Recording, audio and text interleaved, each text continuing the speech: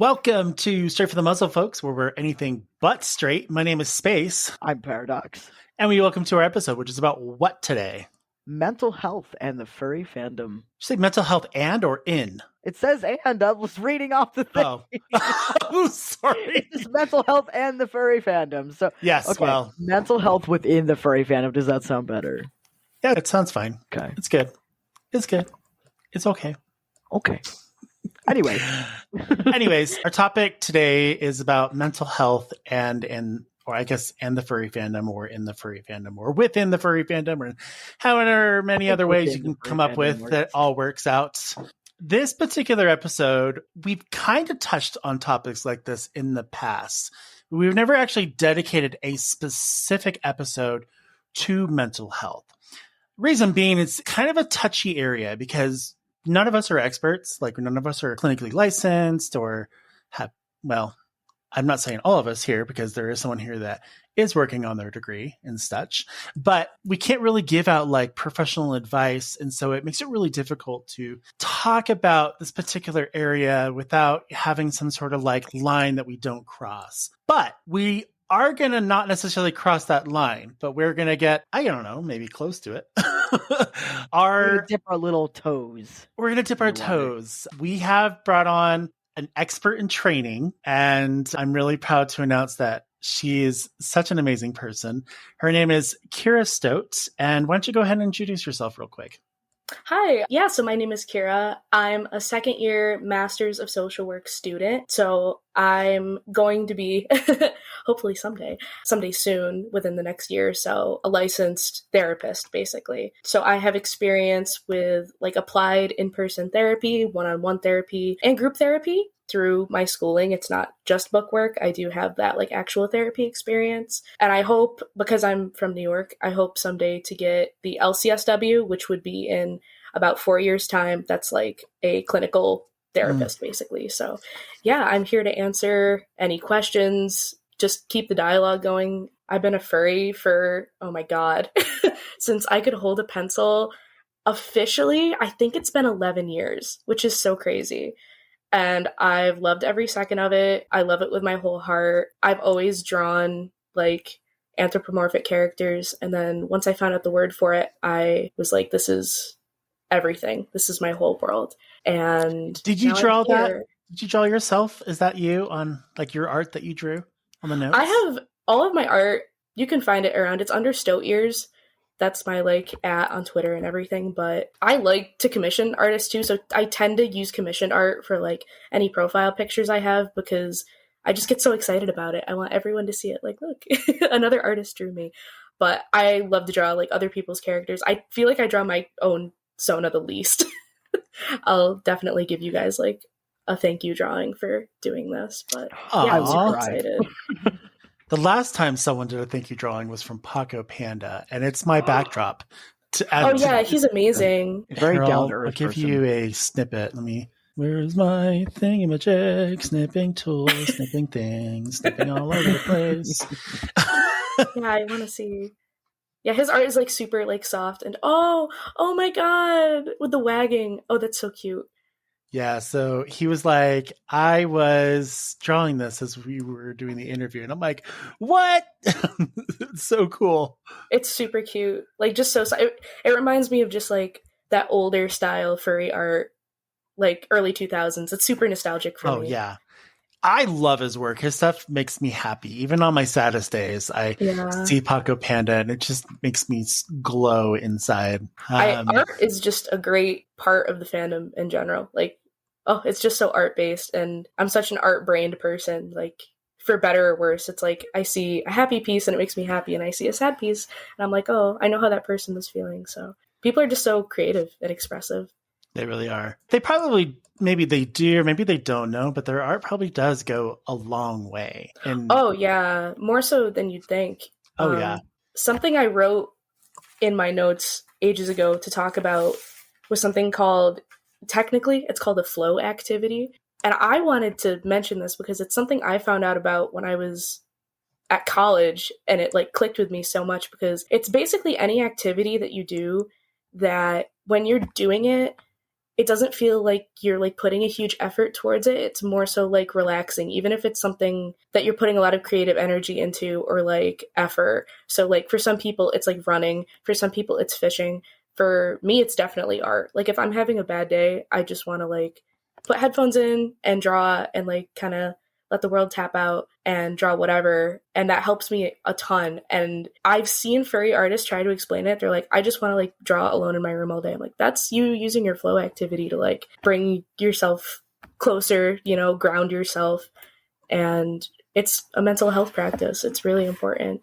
And if you don't think you have one, I think just think more creatively, because I feel like most people do. Sometimes it can be super simple and sometimes it's more obvious, but I think for me, one example would be sometimes I forget, you know, like not necessarily that I'm a furry or anything, because there's lots of things that are going on, like work and home and all that stuff. But every once in a while, I'll remember to, like, I'm always logged into all the Fur Media account, not Fur Media, holy crap.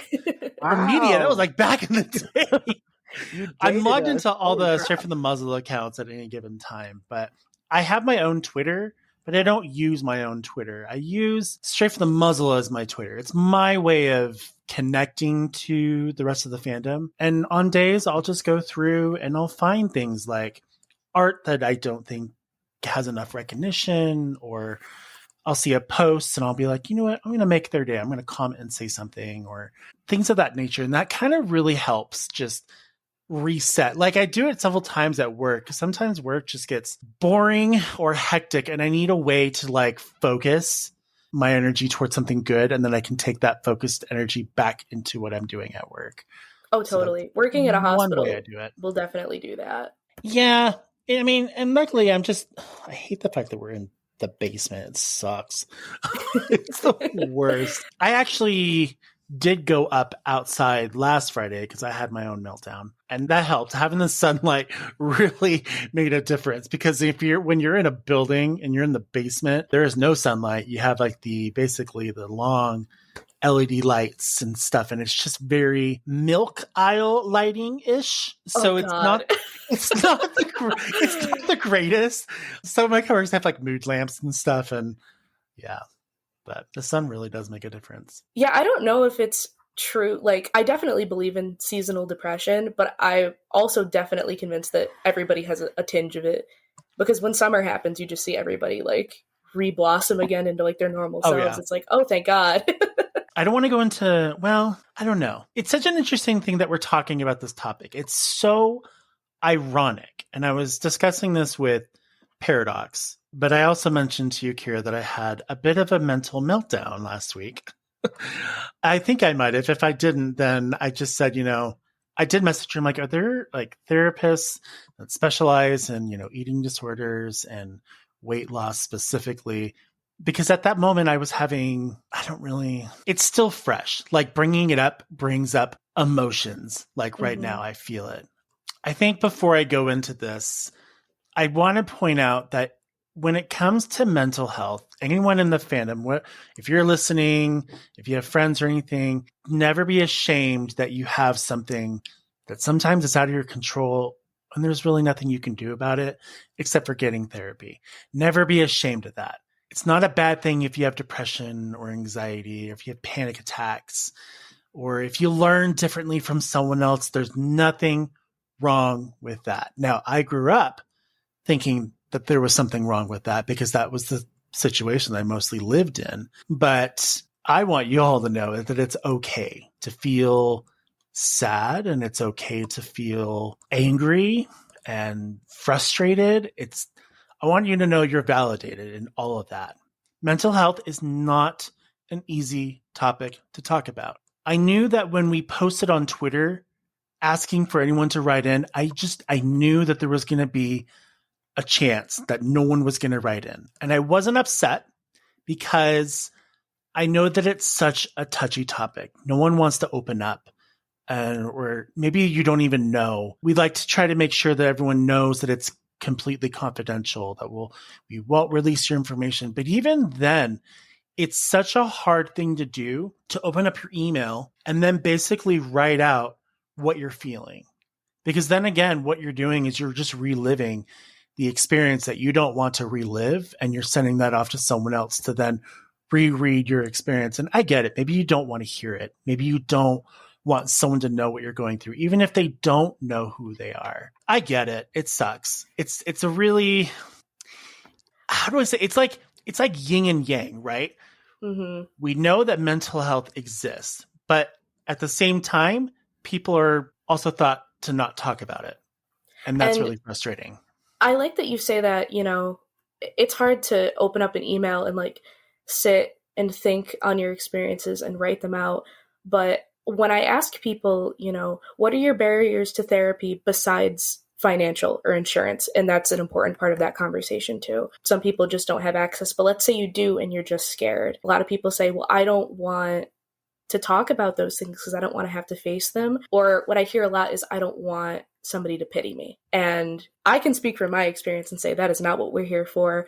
We're not looking at you and going, oh, poor you, or I'm so sad for you. It's, I have a person in front of me with so much to give and who is so resilient and who was able to come in today. And that's the first impression I get of you. If you're sitting in the chair across from me, like, you had the guts to come in, tell me your story. If anything, I owe you, you know, like that is a tough thing to do. And we work from there. We don't work from, you know, the parts of you that you're ashamed of or want to work over. We work off of your strengths. And that's really important for people to understand. And I think it's important also to know they're not there to judge you. That's not their job. They're not in a court. They're not there to sentence you with anything. They're not there to make assumptions about you. They're there to listen and then take what you've told them and trying to spin it in a way that, for instance, for me, my therapist, who also has their what'd you say, the LCSW or L? Yeah. Licensed clinical social worker. I actually have two. So I have one that's a medication therapist, and then I have the other one who is the therapist. He's really cool. He is an ordained monk, which is, I thought it was kind of like weird at first, but it actually helps out a lot. Definitely. Oh yeah. That's awesome. My God, the meditations that we sometimes do is really interesting. He always has like, well, you know, there's this proverb, and he talks to me about it, and then he explains what it means. So I don't feel like I'm just kind of sitting there like, okay. You know, like, rolling your eyes. But a lot of it, it's not just like you're telling them one thing and then they're telling you like, okay, well, tell me more about that. It's a lot more than just them giving you advice. It's also like a perfect sounding booth, right? Mm-hmm. You can go there and tell them your problems. And then afterwards you feel better. I actually told him, I was like, sometimes when I come here, I feel really guilty and bad that I'm just unloading all of my issues on you. And I feel really bad because you must have to take so much in from everyone. And I feel a little bad. And he's like, don't feel bad. And I asked him, like, do therapists are they required to go to other therapists to then talk to them about the problems that they've had to deal with? And he said, yes. So that was really interesting because I never really thought about that until I asked the question, but it definitely made me feel better because I don't want to feel guilty coming in. You know, I'm there to talk about my issues. So it's really we're always encouraged to have, I forget what it's called. I usually call it a lifeline, like just a grounded place where you can go. If not a therapist, usually, you know, if you're working as a team, like in a hospital or in a school setting, like you use your coworkers and you all talk together. And like in the more professional settings, so like if you work at an addiction clinic, some of them have like little meetings where it's like, it's almost like a trauma dump lunch, which is a funny way to put it, but like everyone goes in and you all just are like, I don't know how to deal with this patient and I feel like I'm a bad therapist and blah, blah, blah, blah, blah. But like when everybody feels that way, you all, you know, have a big sigh of relief and you walk away going like, all of us feel that way. Yeah. It's like if there's a spider, it's like the spider is more scared of you. Your therapist is more worried about like doing their job right than being burdened by anything that you could ever bring to them. Like they love to help you and like they love all of their clients. I can say that from experience. Like there's not one of my coworkers, people in my classes that step away and go like, I hate this client. I hate who they are as a person. They're so annoying. Everyone's so scared of annoying their therapist. It's like, no, please annoy us. Your lives are so much more interesting than ours. And it brings us a lot of joy just to see the progress made. And like, we're always so proud of you. And that's me speaking for everybody, which, you know, I'm sure there's always one, you know, bad apple out there. And if you don't like your therapist, you can break up with them. Don't keep a toxic relationship going. But for the good ones, you know, those fears are super common. I'm glad you voiced that, Space, and I'm glad that you told your therapist that, because then, you know, they can reassure you, and that's what it's all about. I was really worried about, now this is going to be, this is an interesting, weird twist. So I don't just cry in front of anyone, but I felt so comfortable with my therapist that I was talking about a moment where my mom was battling cancer. Now that's still a soft topic, but she's beat it. Well, for now, we think it might be coming back. But I was telling him there was a point where I had to watch her overnight, and it was really difficult because at one point I had to say, you might have to accept the fact that she could die tonight or she could die tomorrow or at any other point. But you're going to have to come to that conclusion. I didn't want to think of that. I didn't want that to be the case, but I did. And I told him that. And then I just broke down emotionally because I couldn't handle it. But I didn't feel bad afterwards. I felt really good and relieved. And then I felt that I was in a safe, protected space, which was nice. There's always tissues for a reason. Oh, yeah. Always and forever. They should be within arm's reach.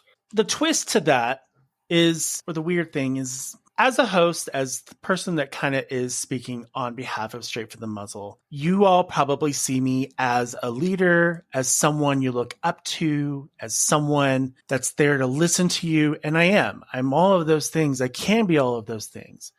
But at the same time, I don't want to lead them astray thinking, well, this guy's crazy, or, you know, I've got my own problems and I don't want people to see me, I guess you could say, defeated. Mm-hmm. Because then I don't feel like I can lead. I don't feel like I can be that person that they can depend on, that person that brings comfort to them for an hour or two while they're working and stuff. It's a genuine fear that I have, and I don't know. It's kind of like you're Luisa from Encanto, and you feel like all that pressure, and you're like holding that stuff on your shoulders, and then you just feel all that weight, and you feel awful about it. I do. And the other thing too is, oh my gosh, so sometimes we get emails and a lot of the emails are great. They're very positive. And then sometimes we get emails where they really open up and they talk to you about things that have gone on in their life. And there's nothing I can do but cry when I'm reading these emails because it's so sad. And then I don't know what to do. Like, what should I do, Kyra, like in that situation? I would say definitely, like, that just shows that you're an empathetic person, first of all. Like, it's hard to recognize when things like that happen. And I think that's common in the fandom in general because, like, we're a very giving community. And that's great. And that's amazing just to see, like, how much love and money and everything is poured into, like, each other all of the time. But it can also be kind of, like, subconsciously, you're like, I'm not good enough. Like, I'm not a good enough giver of the heart, of the wallet. Like, there's so many different capacities where you're like, I should be giving more so I can be as good as so-and-so, or so I can help this person or this GoFundMe or this or that. It's like, breathe. Take that and think about not what you should be doing or like what you're not doing good enough, and think about what you've done. And I think that having this as a platform, you know, the last thing that somebody writing in to say, hey, your podcast has really helped me even when I've been struggling with XYZ, like, read that and internalize it as I've made that person's life better, not I'm not helping them enough. And definitely to get into like the more specifics of like your own personal social psychology, that would be, you know, between you and your therapist. But speaking broadly, you know, if you make art, if you're a fursuiter and you post cute videos, when I'm having a bad day, that's what I want to look at, even from my perspective. So it's like every little thing helps. A podcast helps, and art helps. If you make music, it helps. It helps a lot of people. And I think maybe we should be more honest, not in a negative sense to say like, I don't know, I'm having a horrible time and this is the only thing keeping me going. Not so much that, but just, this made me very happy today, or this made me smile. Just expressing that is like so important, and I think we should do it more for each other. Like, focus on the strengths, focus on the positives of like what we do for each other. That's well said. It's something I think about a lot because, you know, I'm in that position too. This is a very touchy topic. This whole thing is for me. It's a touchy, like it's so rough. It's a heavy subject. I can't I'm even honestly tell you. just being like a little quiet because like one, I like listening to like what's going on in conversation. Two, I do have a couple things to like point out, but like I'm just kind of waiting for my opportune like time. No, you should. Oh, okay. Well, no, I mean, I would go ahead and do whatever you were gonna say, Space. Well, I was gonna say before we go into like our main like topics of discussion, I was wondering if you know any ways that one individual could use to recognize if they think they actually might have a problem. Because it can be, people can be emotional. They think they might be going through a rough time. It could actually be an illness, or it could just be something they're feeling. But how would one go about identifying if they need to get help? I know it's a silly question. It might be a silly question, but it's kind of an obvious question in my mind.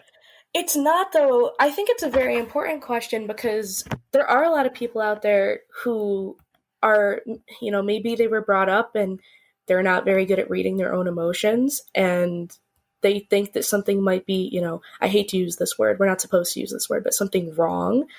And what I would suggest, if you're like, my life or like things are not going the way I want them to, and I'm waking up every day and I'm miserable and I just don't know why, like especially between like anxiety or depression, it's like I feel both ways, or I don't know. A really simple thing you can do, and this is more CBT, which isn't super my specialty, but it's the most common type of therapy because it's evidence-based and it works, is you can go online therapy and get like, just print out like a calendar, though there's more specific mental health ones, and mark certain things. If you want to be really specific, you could say, I drank this much water today, and I ate this for breakfast, lunch, and dinner, and I got this many hours of sleep, and I felt good today. And then do it for the next day, and the next day, and the next day. That can really like outrule physiological things in your environment that might be causing, because physical health and mental health are so intertwined. And like maybe you haven't slept very well in like 2 weeks and it's all catching up to you and you feel awful. And that's a really like simple solution. Yeah. However, if you're like, I feel anxious and then I feel anxious and then I feel anxious, well, you might have an anxiety problem, or you might have OCD or something, you know, in that line. Or if it's, I can't get out of bed, I can't clean my room, and you have all of that symptomology, maybe it's depression. Though I suggest not, you know, putting that on yourself, mostly because it's a negative thing. I'm not, you know, self-diagnosis is a topic in and of itself, but don't hold something over your head to say like, I have this problem and it's never going away, because it definitely can. But yeah, tracking all of your moods, things like that. And maybe, you know, like there's something wrong and I want to fix it, but I don't know how, or I don't know my first steps. There are resources all around you that you might not know about. If you're a university student, take advantage of the counseling center. A lot of people say, well, my friend went and it didn't help them at all. Maybe it didn't, but you should go, not just for the experience of like, use it as like a therapy if you've never had it before. Use it as like a, this is what it's going to feel like if I get a therapist by myself when I'm out of school or something like that. Or go there because they have all of the mental health resources you could ever want there. Think outside of the box to get you what you need to take care of yourself. Just like if you'd have like a cold that isn't going away, well, maybe you should go to the doctor and go, you know, get a walk-in appointment. If you think of it in those terms, you'll feel less guilty, especially if you're prone to feeling guilty about seeking out mental health care. Do what you can and take care of yourself. And I promise you, you'll feel better. And that promise isn't from, oh, I know that you can afford it and you can afford the best care. It's from, you're taking the initiative to take care of yourself and you're looking for options. And that's going to make you feel so much better. I promise you. Just look online or wherever you can find, at the library. That's what I would recommend for people in search of like specific, but they don't know where to start. I think therapy too works a lot like you just mentioned, like say you have like a cold and it's not going away. It's the same thing with like if you have like these anxious problems, or maybe you feel depressed and you know you've done, you know, things A, B, and C and it's just not quite helping. So think of it, like you said, like a virus. What if it's not going away? What do? You go to the doctor and they give you an antibiotic. Think of therapy as like being that antibiotic, and then the extra little things that you do, like self-care and like the other little things, like maybe reaching out to a friend or drinking more water, getting a little bit more sleep. That's the extra like stuff that you're doing to take care of yourself. But that like antibiotic, that therapist is kind of like what pushes you to feel better, like, you know, about yourself and like what's going on. Definitely. 100%. Mm-hmm. I think when it comes to therapy go ahead. Oh, sorry. I was just going to mention like really quick, like, I guess what got me into like seeing my current therapist almost 3 years ago. Like it's almost been 3 years since I started seeing her, and she has done exponential, like just absolutely astounding work with me. Like I've seen it all the time. Like almost every week I see some sort of small improvement like within myself. But like what really got me into it is that, and something that you mentioned earlier, is like I thought something was quote unquote wrong with me. I thought I was going crazy, and I thought like something was definitely wrong with me because unfortunately I kind of was, first and foremost, I grew up in a not so healthy, like, just home environment between a not so great stepfather, a definitely not so great mom, and other sort of factors. But anyway, what really got me into like seeing my therapist is that like it kind of, everything at home started coming into like sort of like a head, like coming to a point where I'm like, I don't know what to do. I literally feel like I'm going nuts. I feel like there's something wrong with me. I don't know. And I finally went and like, I finally made an appointment, and I was like, I told her, it was so funny. The first thing that I said when I walked in, I said, so by the time this appointment is over, you're going to do either one of two things. Either A, you're going to say, all right, we'll see you next week. Have a great rest of your week, whatever. We'll see you next time. Or she's going to be like, can you wait right here? I need to make a phone call. And she was going to send me into like an asylum somewhere. Like that's where I thought I was going, because I seriously thought like that's how damaged and how like, you know, crazy I felt. Unfortunately, that was due to a lot of like narcissism and gaslighting and what have you from like my mom, and unfortunately like my younger sister and like whatnot, and things that just were going on within my home life. But like seeing the difference between then and now, and I actually saw my therapist in person for the first time in almost a year and a half, because she had kidney surgery. She's fine now. But anyway, so we've been doing like telehealth, like online video calls for about a year and a half now. And today, because I see her every Tuesday, I went and saw her. And oh my gosh, first and foremost, I don't know, for me, and I know it depends on the person. I prefer seeing her in person. Same. I think it does me way much better, like way much better. Wow. that's not even whatever. That's how much better it is. It's way much better. Yes, it's so much better. In my perspective, I know some people would do better in like telehealth because maybe they have like social anxiety, or maybe they do better behind like a wall, like a screen. I don't know. Yeah. I do better with like an in-person. I feel like I get way more out of the therapy session. And I'm going to tell you what, like, I feel so good. I feel so much better today, like having the session with her today, than I have in like a year and a half. And she's always done great, and I still am improving, but like something about today, like it's really just kind of like, it just hit me. So I look forward to seeing her more in person again. Sure. Yeah, I'm so glad you said that. There's a physiological response that people have to like seeing other people in person. I think that's right. We're social creatures, and you know, especially in like this setting where it's like you're comforting me now, and just having that person physically there, it's just so like healing on your mind and on your body. Like it just reduces those stress impulses to say like, oh, I'm in my therapist's office and I'm not home where all the crazy is, and I'm safe, and it can do really good. I always recommend in-person therapy. I know a lot of people don't have that privilege, but if you can get it done that way, I know it's intimidating to go to somebody's office, but you should try it. If you've never tried it, you should try it. Right. And like, I'm in a much safer environment now as opposed to 2 years ago, because I no longer live with my mom. I don't really talk to her too much. But like, so I live with my wife, and we have a wonderful, very comforting home together. And, you know, we're always checking in on each other. So like, again, like my home situation has changed. I have changed exponentially, and I feel better overall. Like, but like I said, just in person with her, oh my gosh, it was the pitons, if you will. That really warmed my heart to hear Paradox. That's like the end goal that we all seek for clients. Just like, I'm in a new house with my partner and I'm gay and happy. And it's the best thing. It's like all we ever want to hear. Yes, and I will point out, like today, she like in my session, she even said she's like, I just want to say, she's like, because she hasn't seen me like in person in like over a year and a half, and she's like, oh my gosh, she's like, you look amazing. She's like, you look and I can tell like your energy is so much more confident. She's like, you are becoming your most authentic self. She's like, and I love this for you. She's like, I'm gonna cry, and I'm like, you're gonna make me cry.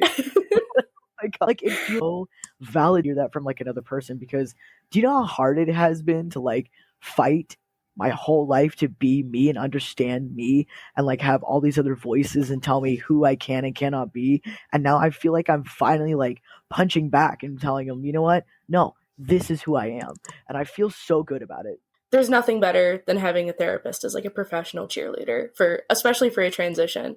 It's like my favorite thing to see ever. I'm like, oh my God, new milestone. Yes. Let's go.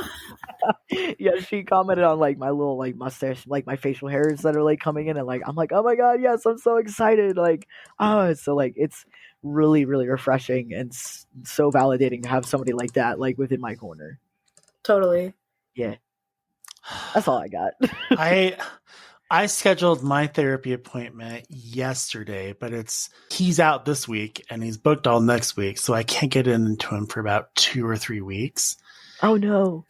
Yeah, that's so I'm worried. I'm a little worried because I've already kind of like pretty much cracked, and I keep telling this to Felix. I'm like, I don't know what to do.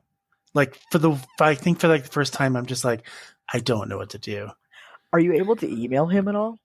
No, yeah. Okay. But I think I'll have to figure. I mean, I've gone this long without having to see him.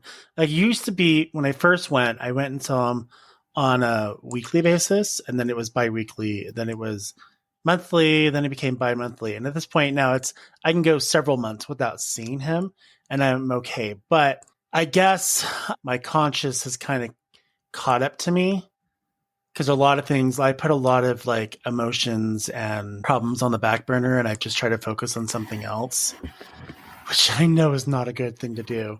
Definitely. It's really bad. But I have an outward appearance problem mentally. I think I also have mental blocks in place that prevent me from getting where I want to go. So where I'm going here, and then we'll go into our main topics, but so I've struggled with my weight loss all my life. I don't know. I'm thinking part of the uphill battle that seems like I can never win is Klinefelter's. There's got to be something going on there. And then I've done like program after program, plan after plan, meal plans, meal kits. I've gone to clinics. I've tried doing their programs. It doesn't seem to work. Nothing seems to work. And it works for a little bit and then it stops. And I end up back at square one again. And I really, like, in my mind, I feel like in order for me to be attractive, and this goes along the lines of where women feel like they need to feel beautiful because of what the magazine industry has done. So this is where I feel I need to be attractive, is that I need to be at least 180 to 200 pounds. If I'm not skinny, then I'm not attractive. And then if I'm not attractive, then what's the point? Kind of a thing. And so I'm trying to reach this goal that I understand that it is impossible to reach, but that at the same time, I don't understand why I keep putting myself through this. That's like all under the umbrella of body dysmorphia, which I feel like people usually consider like only a trans issue, or like you said, like a woman looking at a magazine, but like it's extremely common in men, especially with like, it can be anything from like, oh, I need to look like a weightlifter and that's the only way I can look, to like, yeah, from what you're saying too, it's like that's all under that body dysmorphia umbrella. And that's really frustrating because, you know, you might have a goal and like you said, you're like putting up blocks where you have to reach a certain goal, but the answer isn't really to reach that goal, is it? It's to overcome that compulsion to like feel that way, or have it not, I don't know, haunt you in your day-to-day. That's what you really need, like, and embracing of yourself. But that's easier said than done. It is easier said than done. And so last Friday, so I guess I could say like about a week or two ago, I mean, I've known that like Wegovy and Ozempic has been out for a while now. And I saw that like, I'm like, this, it's not officially a weight loss drug, but it's doing a lot of good. People are losing weight. Maybe this is my chance. Maybe I can finally get on track and this will be like the miracle drug. And let me just say there's no such thing as a miracle when it comes to solving problems instantly, especially in the mental health community. There is just, that is not a thing, but it is in my mind for some reason. So for the first part of the year, we were trying to get Wegovy, but then my insurance is like, no, we don't have enough in stock. We can't get it to you. And so I went through this whole like pre-authorization process, through delay. And I just wasn't getting anywhere. And I'm like, all right, whatever. I'm just going to give up. That's frustrating. Yeah. So then I went to a weight loss clinic. But the problem is, if anyone out there is overweight, you may kind of get this.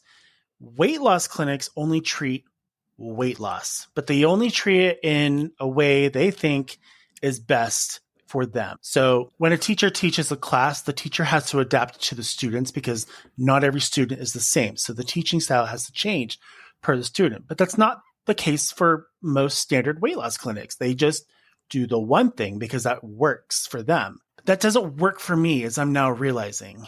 And so I'm on like some medication, but I don't feel like it's doing like it's supposed to be doing. So then about a week or two ago, I was just doing some research on my insurance and I saw that they covered Ozempic, like the actual brand name. And I'm like, oh, I can do this. So I contacted my endocrine. I said, hey, my insurance will cover this if we do it for this amount of time for like 3 months out at this particular strength. And she's like, great, let's go for it. Like what's to lose? So we go for it. And it goes through delay. And then finally, I saw on my insurance that it was in progress, and I got really excited. Like I got elated, like waiting for a concert to start, excited. And then it went back to delayed. Oh. And that was last Friday. And when I checked that, I think everything in my mind just broke. And all the emotions that I've ever felt about weight gain, everything that I had tried in the past, it all caught up in that one moment, and I just melted down at my desk. I kid you not. I cried for 2 hours. I've never cried for more than maybe 20 or 30 minutes. I'm usually over it by then. But I was just devastated. And I still am devastated because I just am so frustrated because I don't know what to do.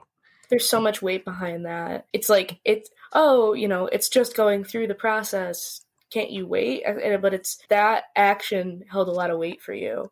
It did. And it was the straw that broke the camel's back. Mm-hmm. And I just didn't know what to do at that point. I was crying and I kept messaging my husband. I'm like, I just don't know what to do anymore. I've tried so much. I've been fighting with this my whole entire life. And this one moment that I thought it was actually going to work and it doesn't. And now I just feel like, I know that I've given up on myself at this point, but then I also feel like the medical industry wants you to be healthy and they want you to be at this certain weight.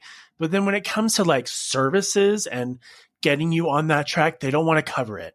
Definitely not. No, they want to make it as hard as possible for you so you spend the maximum amount of money out of pocket. And it's frustrating. It's extremely.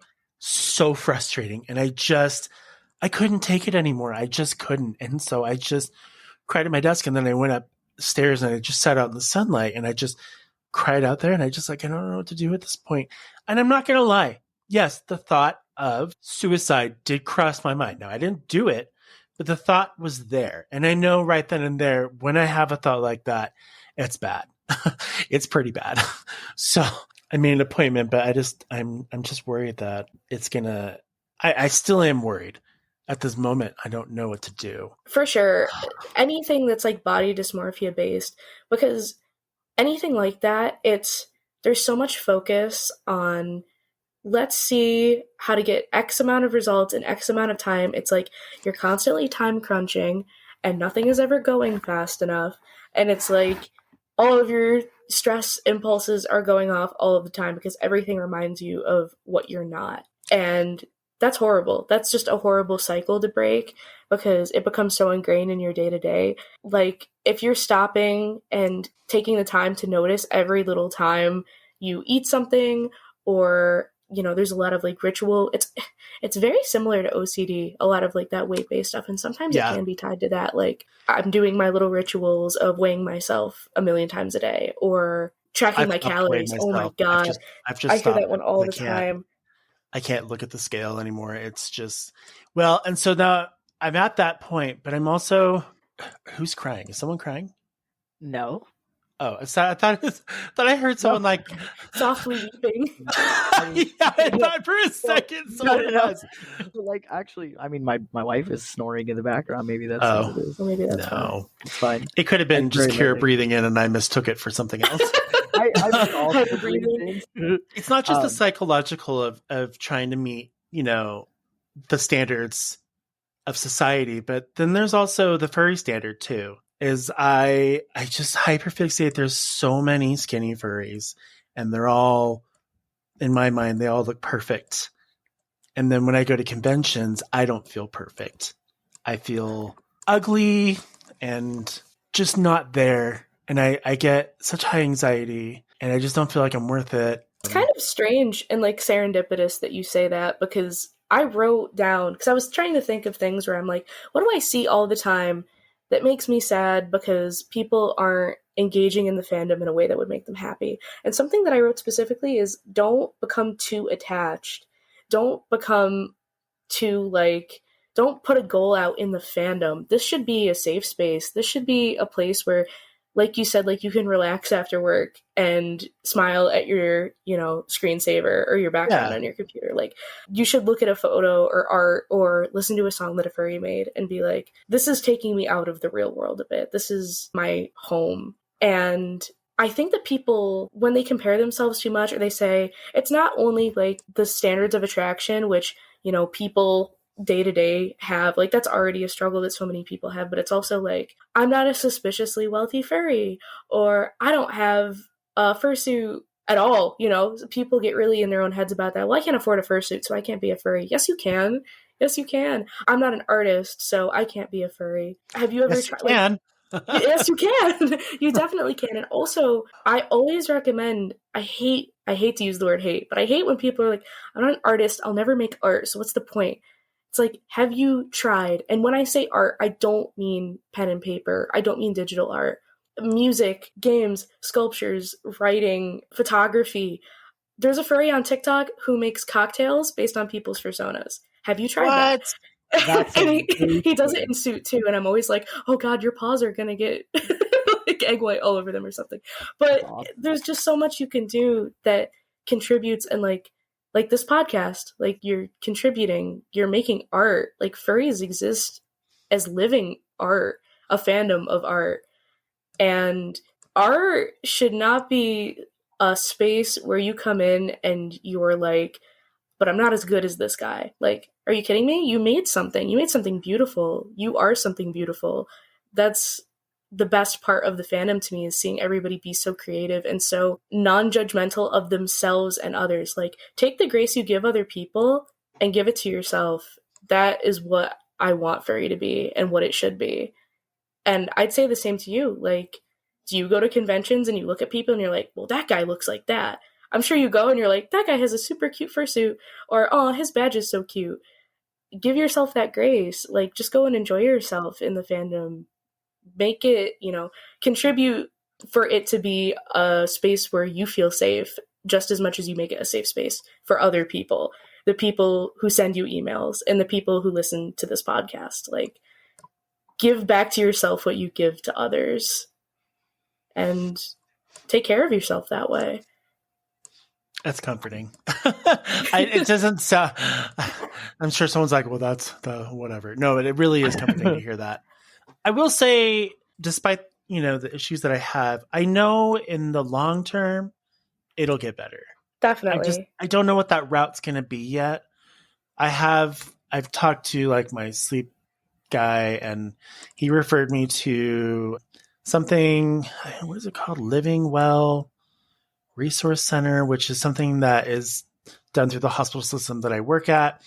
And he says what's unique about this particular thing is it's not a weight loss clinic. What it is they specialize in everything when it comes to, I guess you could say, what did he call it? He called it, obesity.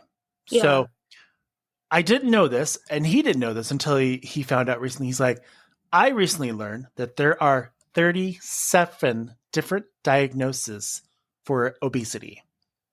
And you might fit into a few of those. You might only fit into one. But going to this place, they basically tailor everything to you. They do lab work. They try to figure out your family history, genetics. They work up everything around you and then work with you, get you into, either some sort of exercise or working with a meal plan that works for you. But it's not a one-way road. It's an actual personalized, designed to you to work with you, therapists and things of that nature. That's a different approach. That's not one that I've done yet.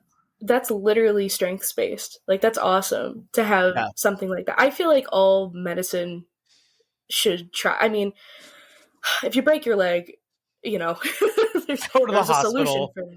Yeah. But, anything like that where there's stigma, make it strengths-based. That's just so much better. It's going to make doctors less miserable, and it's definitely going to make clients less miserable. And maybe through, using that program, you'll find other things hey, I actually really like to do this as a flow activity, or I like to do this as just something that makes me feel better, even if it's not working towards that goal. I know that sounds like a distraction, but it's really the opposite. It's something positive in your life that you can look back to and be like, oh, I'm not having a good day, but I can use this, what's the word? Not resource, coping mechanism. I can use this coping mechanism to, help me today because it helped last time. Well, and I go and see a sleep specialist because I have a CPAP now, but I have to do a follow-up within a certain amount of time that I get it. And so I was talking with him yesterday during that follow-up, and he's like, what do you really want to achieve when it comes to weight loss? And I'm like, well, what do you mean? What do I want to achieve? He's like, do you just want to lose weight or do you just want to feel better?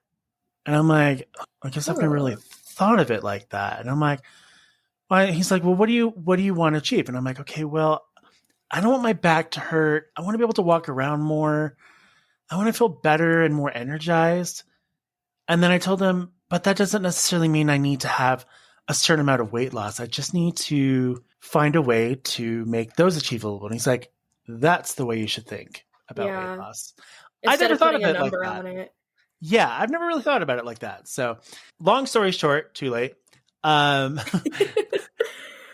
Therapy does work. Talking to your doctors does work. We will provide you guys with some hotlines for you to call. They're all 24/7. They're all free. So even if you don't have a doctor, or maybe you just don't have insurance, or maybe you just don't have the means to really go to a doctor because you're a certain of age at that point, maybe you're not of 18, we'll provide you with the links that you can then go for and do the I do not say self-help, but the research and the starting the journey. Definitely. And for your friends too. If you know of somebody, or you know of somebody who knows somebody, who might benefit from Trevor Project or any of the data that we have posted, definitely send it along. It can help people more than you think. Sometimes that person has a friend who has a friend who has an aunt who has a goldfish that needs help. So that's what I always like to say. You never know what that can come in handy. So we have 3 primary categories that we're going to kind of go over. So we're going to talk about autism and furry, because I think it's funny that you put that there because I really feel like that's a huge thing in the fandom. Absolutely. Well, have you seen that meme? It's from a textbook. It's from a relatively older textbook, I think.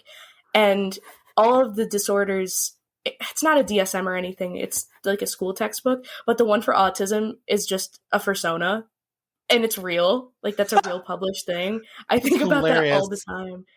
That's hilarious. So we're going to talk about autism and furry. We're going to talk about furry wellness, and then we're going to talk about furry self-care. That last one, self-care, is a huge thing, and I don't think enough people do it. And maybe you do it, and you just don't realize it. But we'll go over that. So let's talk about autism and furry and how that kind of spans out in the fandom. Oh, let's talk about autism and furry. Well, I think you guys might have touched on it in a few of your episodes. I believe you did, certainly for when Hearth was a guest. The numbers that I have are from Fur Science. I almost just said a company. I don't know really what they are. They're like a research conglomerate. If you go to any of the big conventions, I know that they were at MFF. They're going to be at Anthrocon this year. Oh, good. So they're doing it again. Yeah, definitely check them out. And what they do is they provide like surveys. If you go to their website, there is just so much good data. Like it's amazing. I've used it for school papers before. It's really well put together. They have like charts and graphs for some of them, but for autism, I think that they're building that page more. The data they have now, I don't want to say that it's old. It's recent enough that like you could use it in a research paper, but what they calculated is that 3.7 to 15% of furs are on the autism spectrum. That was research done by, I think it's Dr. Elizabeth Fine. And something I found really interesting about that, well, I feel like it's such an obvious thing to be like, well, yeah, those numbers are high. Those numbers are relatively high. There's a lot of different reasons. I think that, well, this is a really weird one, but there's a Patricia Taxon YouTube video that points this out, that like furry in and of itself is ever so slightly like autistically inclined. It's very sensory, like the feeling of fur, like people who like, you know, inflatables as well. Like it's a sensory experience. And autism is very sensory based. I also noted that some of the Fur Science research that they did separated Asperger's from autism, and they have since changed that because Asperger's is kind of like an outdated term. And the reason for that is it used to be autism light or diet autism. We jokingly call it. Wow. Wow. And it would just be like, you're autistic, you have autistic symptoms, but you're not like quote unquote severely autistic. Like you just have like some problem socializing. But now that autism has been recategorized into a spectrum, there's really no need to have like separate categorizations with different names. It's all just the autism spectrum. What is Asperger's if someone doesn't know? Asperger's is, so now some people have kind of reclaimed it, or they still like to use it because it's what they grew up with. It's only recently kind of been scratched out of diagnosis processes, but it's just a more socially, I don't want to say capable. That sounds so outdated too, because it's all outdated because nobody uses this term anymore. But I guess you would say like maybe in like the 90s. Is it more speech related? Auditory? Yeah, it's all part of the spectrum in general, but I'd say for Asperger's, it's like, they used to kind of say, like, if you have Asperger's, you wouldn't, quote unquote, tell that person has Asperger's until you talk to them, maybe. Or, like, they're better at what people call masking. Masking is like, oh, I'm in a social situation, I should be more, quote unquote, normal. I should put my mask on. I shouldn't stim.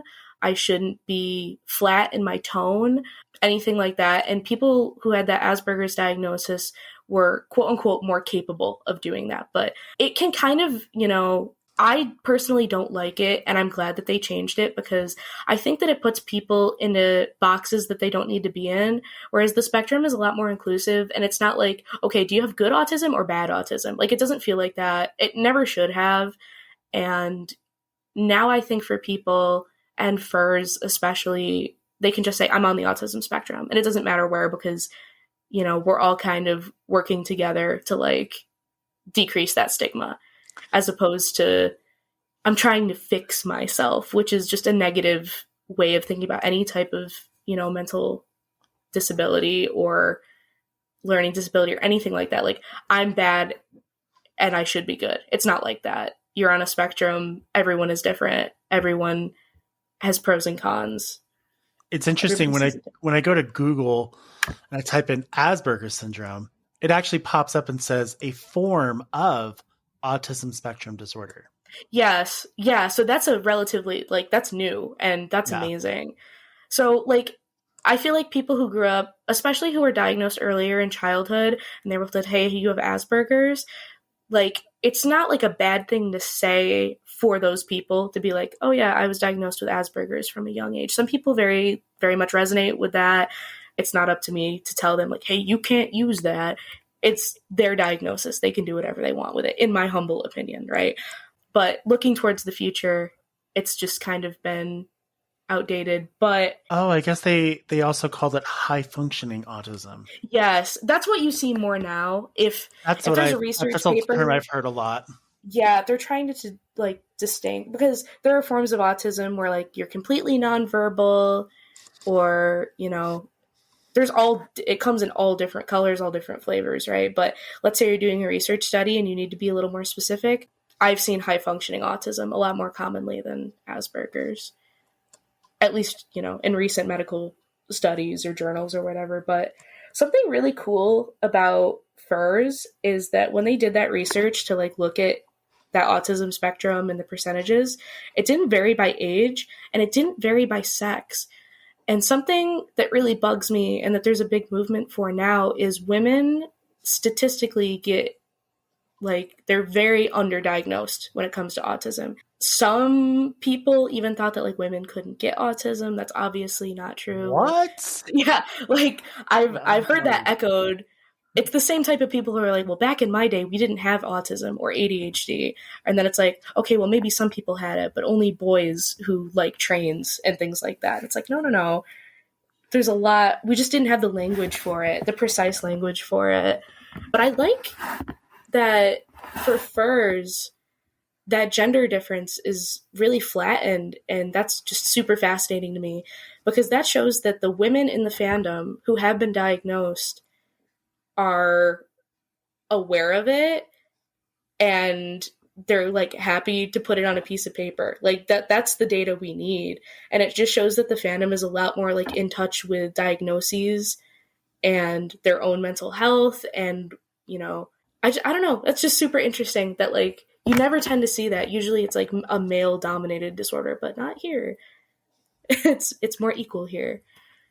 But that's because I think that furry fandom in general is, I don't know, to use a word, it's eccentric, it's artistic, it's bold, it's sensory. Like, there's a lot of things that attract all kinds of people. And if you're autistic and you don't resonate with what I'm saying, totally valid. You can be like, I hate the feeling of fur and I just like the art or whatever.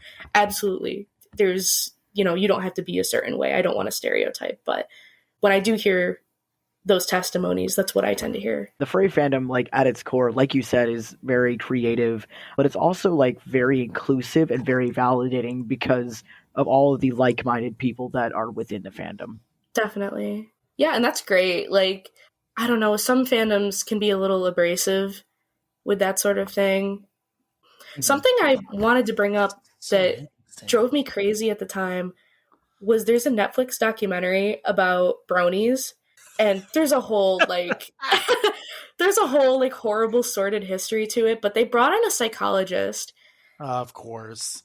And those I don't know what they paid this woman or why they made her say what she said, but she's like, "Oh yeah, the bronies need this children's show to like understand emotions because they're all autistic." I'm obviously paraphrasing here, but it was just so offensive and like not strengths based. And not not professional. Been, like, some sort of psychologist that graduated from like a community college or something like that. I mean, that's the only thing that they could afford. Right? It feels like that. But she's also like older, so she's like, oh, I know everything about this thing. And it's like, that's not... People in the fandom who are autistic or ADHD or any type of spectrum, even like depressed anxiety, they're not learning disability, anything. They're not so... It's like they're so stupid they need bright colors to make them feel things. Absolutely not. Like, you are so far off base from what this is. It's like this is a community that is full of love and understanding, and like it's a force for anti-discrimination.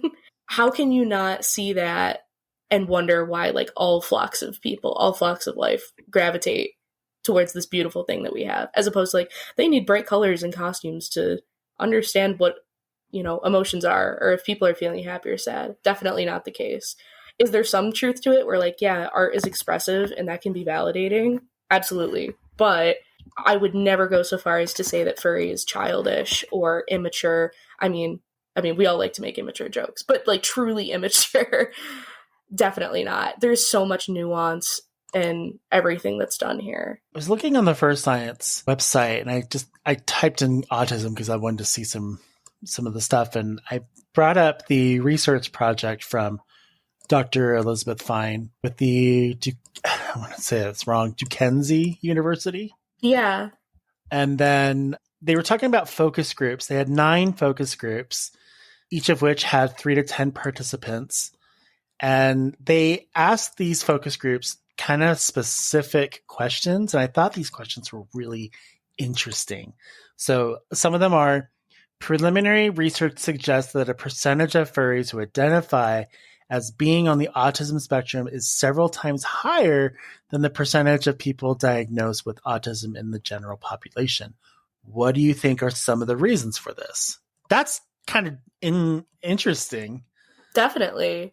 I think that you could ask a ton of different people and get a ton of different responses that all are like, but they're also, I would imagine that a lot of those responses are in the same vein, where it's like, oh, I can put on a mask, like an actual mask, a fursuit head, and I don't have to like stand there and not force a smile, because like you're smiling on the inside, but like you don't have to like show all those emotions with your face, which can be really exhausting.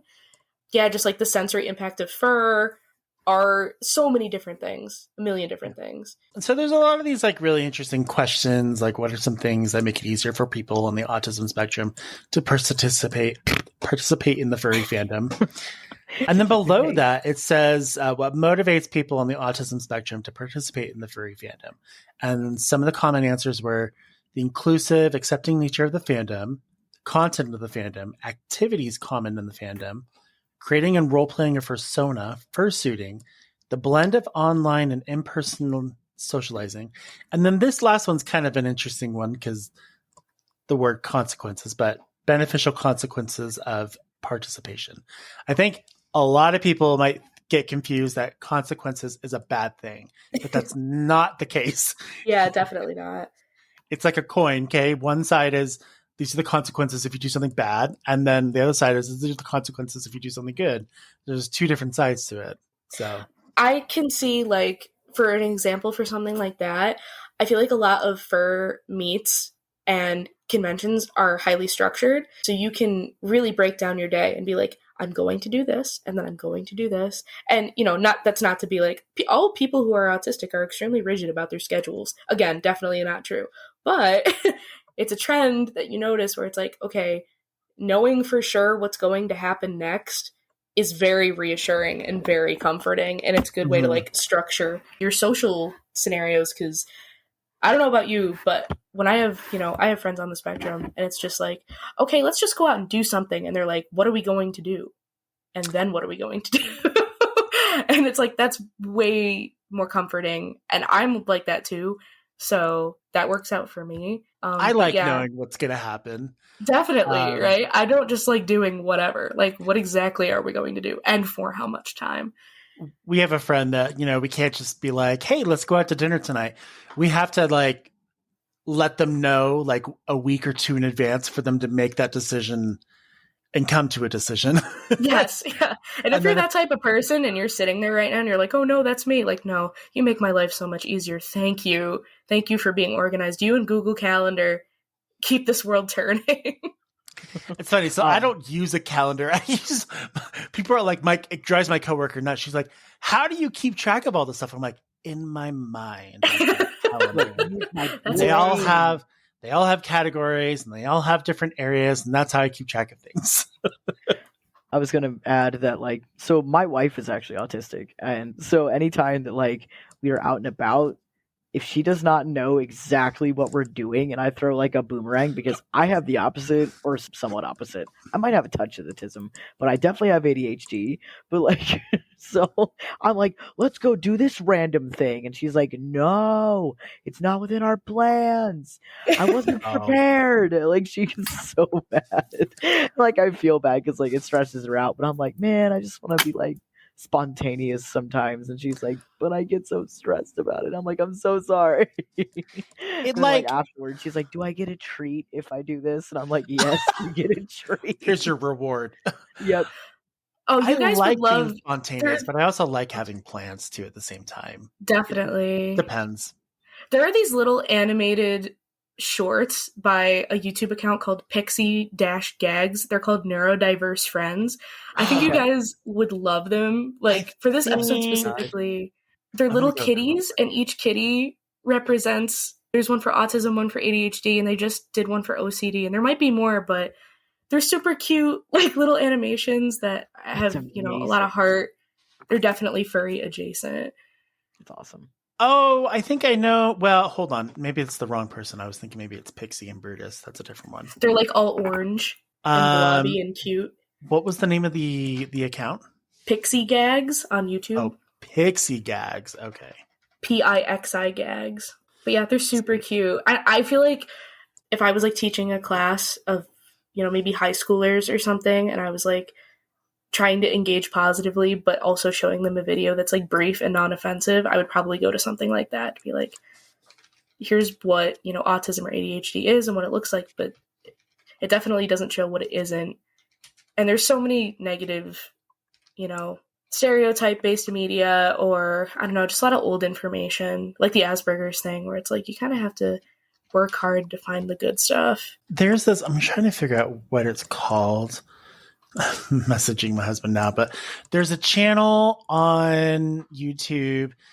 I'm pretty sure it's run by licensed therapists, but they do all of their videos in cartoon format. And they talk about the craziest, but not necessarily the craziest, like the most variety amounts of everything. Like, you could talk autism and then they would split it up into like 100 different like varieties of what autism is or something. I'm trying to see what it's called. Oh, it's called Psych to Go. Oh yeah. Oh my god, that helped me so much in undergrad. I used to use that channel all the time to study for like tests and stuff. They have really good information. They do, and they talk about like, and I love how they talk too. It's very hey everyone, how's everything going? I'm going to talk in this really soft voice. It's almost like ASMR. Yeah. Which I love. Some people don't like the quiet talking, but it's super. I don't mind it for sure.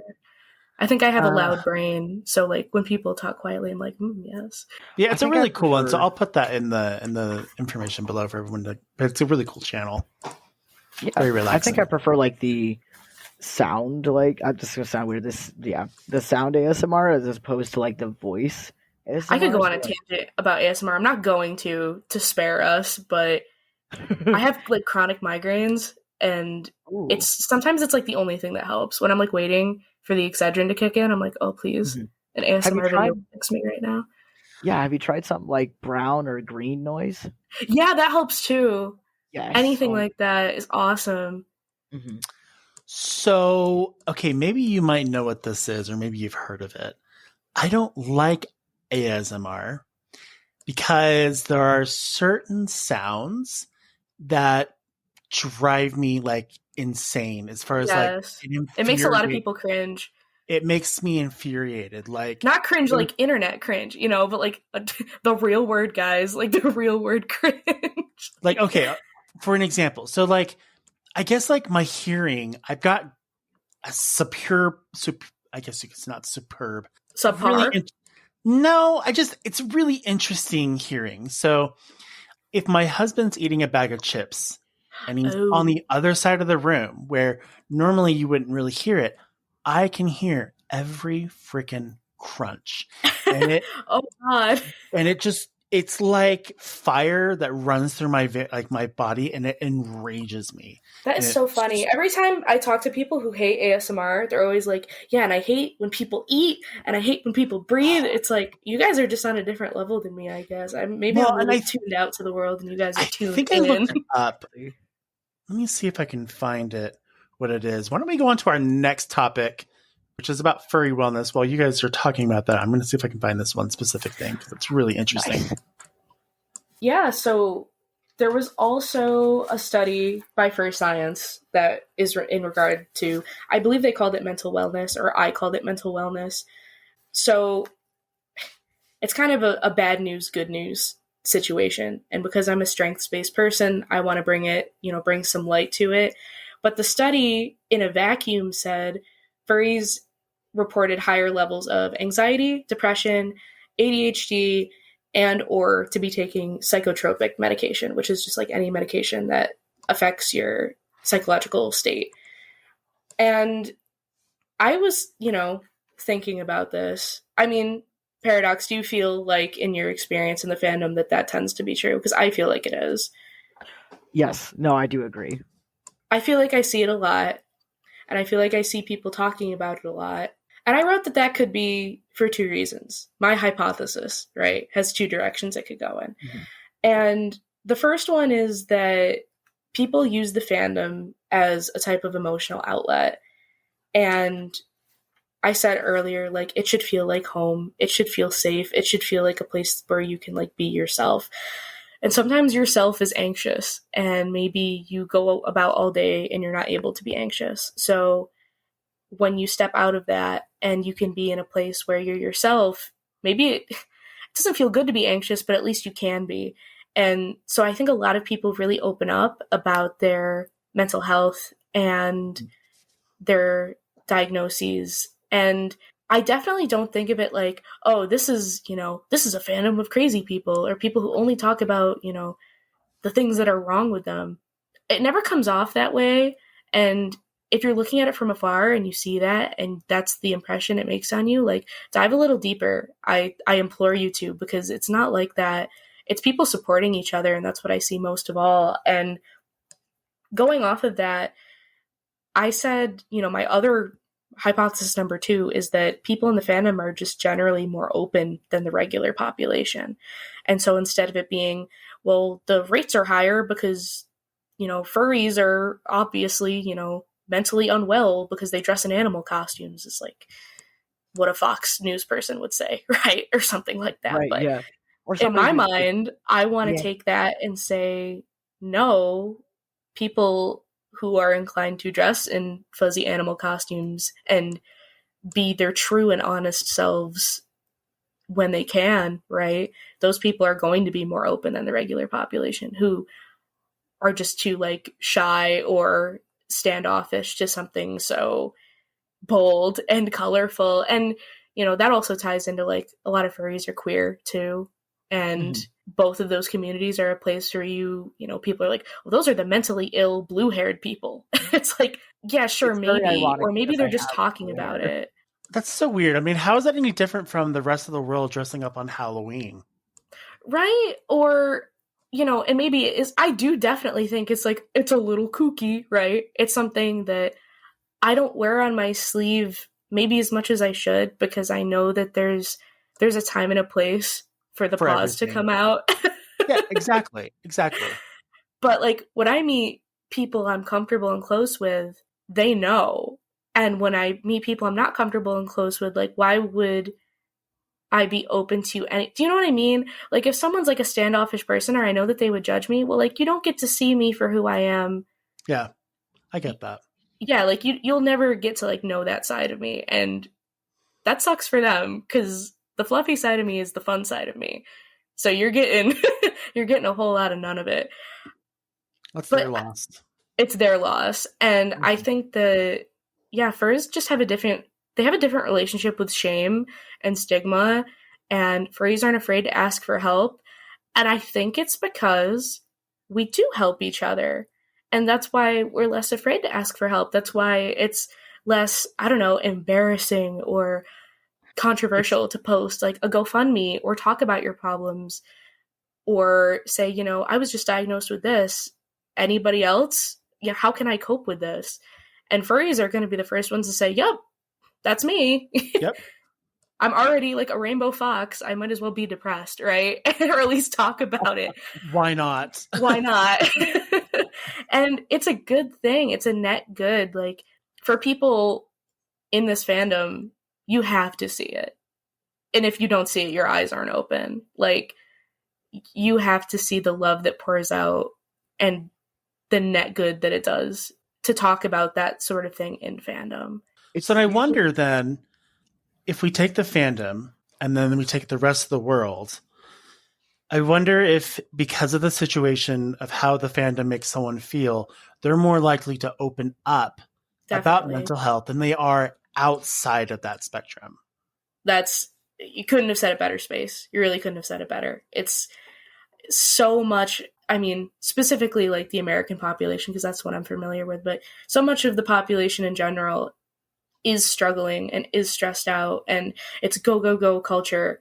It's like, well, maybe if you could stop and be a rainbow fox for a little bit and have cute little paws and a cute little snoot to boot, then maybe you would be able to talk about those things more. But that's like 8,000 miles away from some people. And I get that. And I'm not saying like, once you put on the fursuit, you'll be happy. Definitely not. No. But I have a fursuit.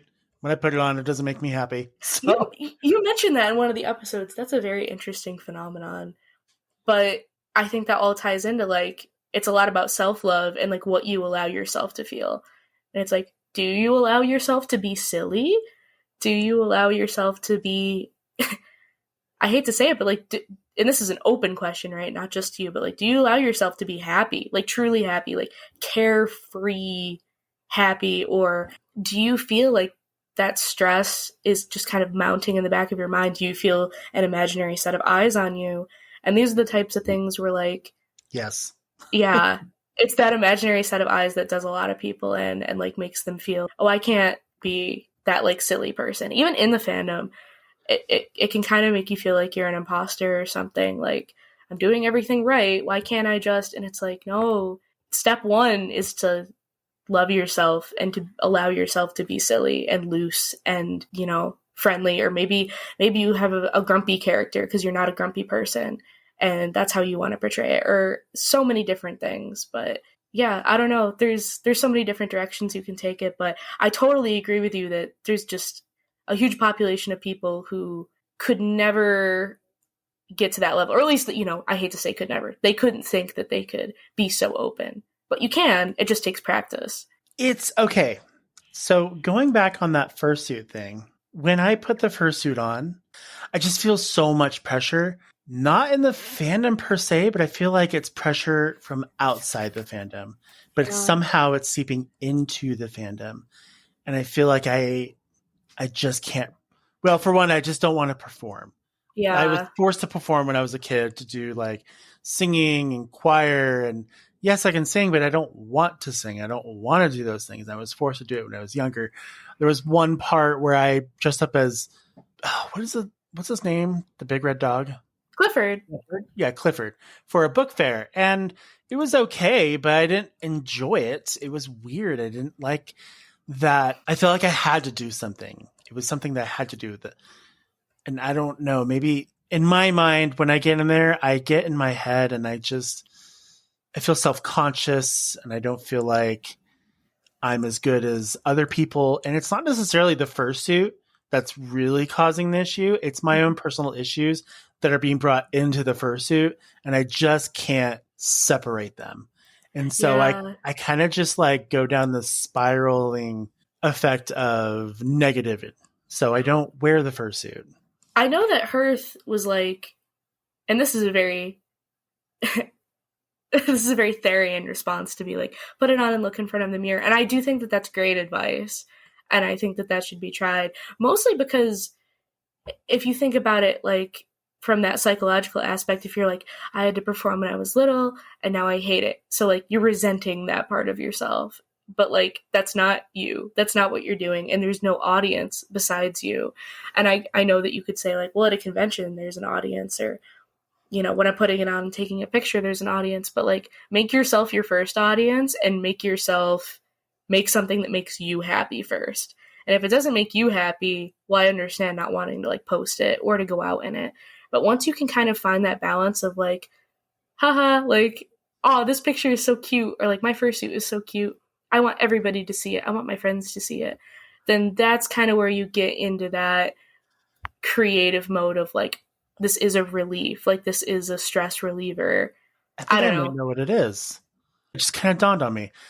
So I can't fursuit out in public because I'm afraid of what others think. Other furries or other people? Other people. And I can't fursuit in the fandom because I'm afraid of what others think. That's an interesting dichotomy. It's weird. I know. And that's what's like, I hate like people are like, well, how is that possible, Space? You're such this bubbly person. Well, just because I'm a bubbly person on this podcast doesn't mean I don't have issues outside. It doesn't mean that you don't have like fears or like anxiety over that. Oh yeah, for sure. Yeah.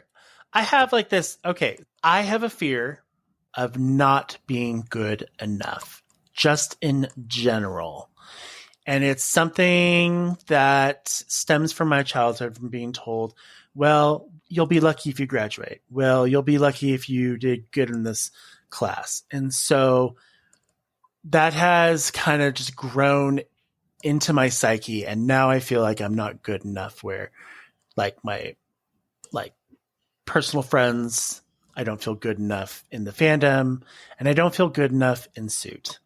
Yeah. And because of that, I don't participate in it. And I don't know how to get out of my own psyche for that. I think that's the type of thing that will take a lot of time because it's so like ingrained, but at the same time, like doing little things can build to a lot more. Like you might think, well, if I post one picture of my fursuit, like me in my fursuit, it's going to be silly or I'm not going to like it. But maybe you find yourself liking it, maybe like a little bit. And then from there, like, I feel like negative emotions are really inclined to like build and snowball, but you can do the same thing with positive emotions if you like frame it that way. Oh yeah. Yeah. And that's a very simple way to describe, you know, what I'm suggesting, but I don't know. Yeah. That's a weird one.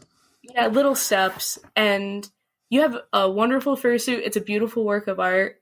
I don't know when I saw it. It must've been a long time ago, but super cute character, like lovely design, and you should be proud and you should embrace it. And I think that we would all, as an audience, speaking as a former audience member, now guest, right? We would love to see your fursuit more of it. I bet people would. I think I have the opposite. I'm so sorry, Space, real quick. I have the, what was that? Why are you laughing at me? I'm so sorry. I just wanted to say something really quick.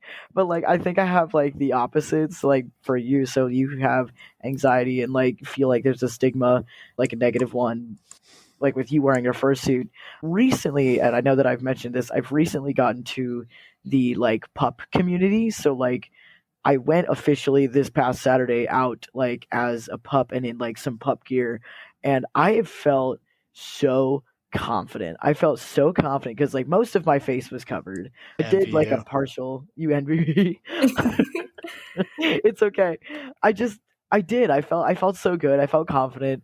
I felt way more confident to get out there and like say hi to people and like take pictures, and even danced like with a few other people like at this gay bar and had a blast. Like I felt really good, and I can't wait to do that again.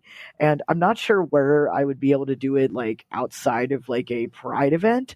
I'll have to find some like pup communities and maybe pup meetups and whatnot to do that some more, because it allowed me to feel, I think, more like my authentic self. I was able to like come out of my own shell, even though like you, I am a very bright and bubbly person and I usually get along with others, you know, pretty well.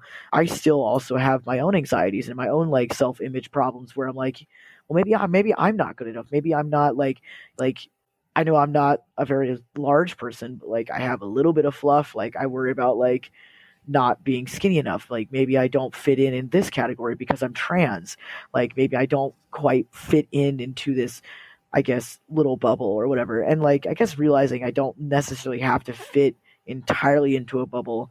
I can take like bits and pieces of it and then make it my own. So like, I don't know. I feel good in doing stuff like fursuiting, because I actually do have a fursuit, but that fursuit unfortunately just doesn't quite fit me anymore. So like, I am looking to gift it to somebody else or sell it that could be that could use that character Rehomed. and feel good. Rehome. But anyway, I don't know. I like my pup self that like I've kind of grown to accept and I guess create for myself. So that's all. Yeah, and get yourself in a good headspace too. Yeah, for sure. That's amazing. I guess I'll speak just a little tiny bit on my personal experience with that because I've wanted a fursuit forever, as we all do, right? Collective sentiment. But I'm an R.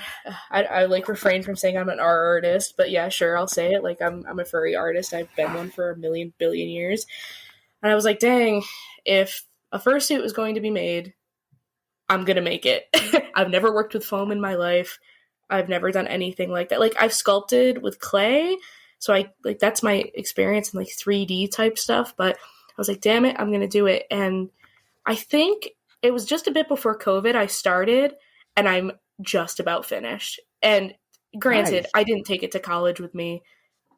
Too messy, too much fluff. I had to like really spread out my purchases because it's really expensive to buy one, but it's also relatively expensive to make one. So like I took a while, then bought the trimmers, then bought more fur, then bought the foam, whatever. So absolutely. Do you have a picture of it?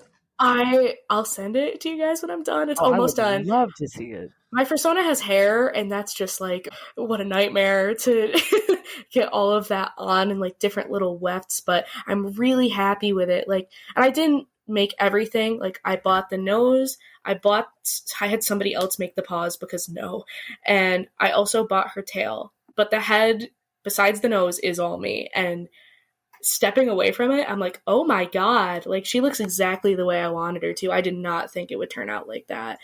So my advice to anyone who's like, I want to make a head, but I don't think I can, like, just try it. What's the worst that could happen? Literally just give it a shot because you never know. It's going to come out looking better than you expected. I almost guarantee you. So I'll definitely post like to Twitter and send it to you guys, but oh, I'm so happy. And you can pick her nose, which I wanted so bad.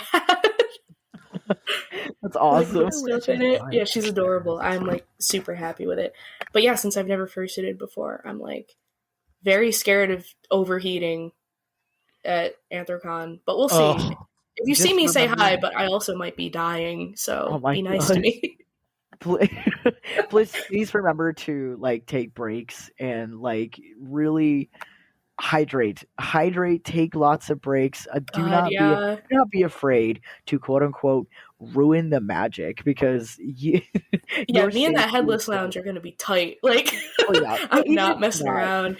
Yes, even if you're not like in the headless lounge, like you can please take the head off. If you need air, if you need to take a breather, if you need to sit down, please do that. Like, and she's just a partial too. Yeah. Amen to that, because those of you who full suit, especially with padding, I'm like, you are the bravest people on earth. I wouldn't be able to do it. No. Like I thought I could a while ago. I'm like, man, I think it'd be really cool to have like a full suit, and I still might like maybe sometime along down the road. But like, oh my god, it is so hot. I know they're so cute though. Yeah, they are really cute, and unfortunately, like now that like I'm on testosterone, it actually has changed like my natural body temperature. So now I run like a furnace. It is. Oh yeah, no, you're gonna be warm forever now, which is good but bad. Yeah, I should take a picture of the inside of my fursuit head because it's kind of cool. You should. Yeah, dude. So Sparrow is the one that made it. She made the fursuit, and then she also made kind of a partial for my husband, so that if and when we do decide to go out, we have the same style. Sparrow's art and like fursuits are amazing. They put out some of my favorite work ever. Have you seen her wood burning stuff yet? She's been doing a bunch of like wood burn art, and it's so awesome looking. Oh, I love that. Oh my god. And then she's getting back into like art, and she's doing like sepia tone type art. And I'm like, oh, it feels like she's rediscovering herself and her art again. And it's so fun to watch. You guys had an episode not too long ago where you mentioned that Sparrow was the one who did the mega maws, those like big mouth pieces with all the teeth. Hell yeah. I said, oh my god, out loud, because I sent those to a ton of my friends, and then I was like, that can't be true. And then I looked and I was like, oh my god. That is the same person. So cool. Just such a neat design. If they make a big paw for me to use it as a pillow, I'm in. Hardcore. I'm sure they would. The inside of Space's head is lined with, I can't remember if it's Lycra or if it's spandex. It's a breathable material, but it's lined with outer space. Oh my god! Aw. Yeah. Oh, that's so sweet. So cool looking. Yeah. I love seeing those pictures because when I was lining my head, I was like, I had no idea what it was supposed to look like. And it's so awkward to get like a picture inside of a fursuit head. So anybody who's out building fursuits, definitely take progress pics because you're going to want to look back and be like, how the heck did I do that? Because some of it, I'm like, I was in a haze. Like, I was an all-day working day, and I was covered in fur and foam by the end of it. And I don't even know what I did, but something got done. I'll tell you what I do want to do in fursuit one day. It's always been like on my bucket list to purposely film a clean, bad porno. Oh my god, with the music? Yeah. And like write it out and produce it. And I would love to do that in fursuit with my husband and be like, ooh, you've been a bad boy. Like, and purposely just go out of the way to make it so bad. But it's like so one of my bucket lists is to write and produce a really bad porno on purpose. There's a furry couple that does that too on Twitter, but it's like all of the captions for their photos are like, they insinuate something and then it's them like goofing around. And every time it like catches me off guard because I'm like, oh no. And then I'm like, oh, it's just them again. I wish I knew who they were, but if anybody knows, they're super funny. I love that bit. There definitely needs to be more of that. And speaking of doing things in fursuit, things that would make you help or happy, furry self-care. That kind of just rolls perfectly into this. Let's talk about what self-care is. Self-care is so much. Like, self-care could be really anything. I mentioned earlier, like, I really wanted to talk about, like, flow activities, because I feel like so many furries have them, which is, I'll summarize it here, but it's an activity that you do that to some people maybe, so like the best example I can usually give is like playing an instrument. So like if you're a musician, playing your instrument can be like a way to like de-stress, and to you, it like your brain shuts off and you just flow. You go with the flow and it's super relaxing.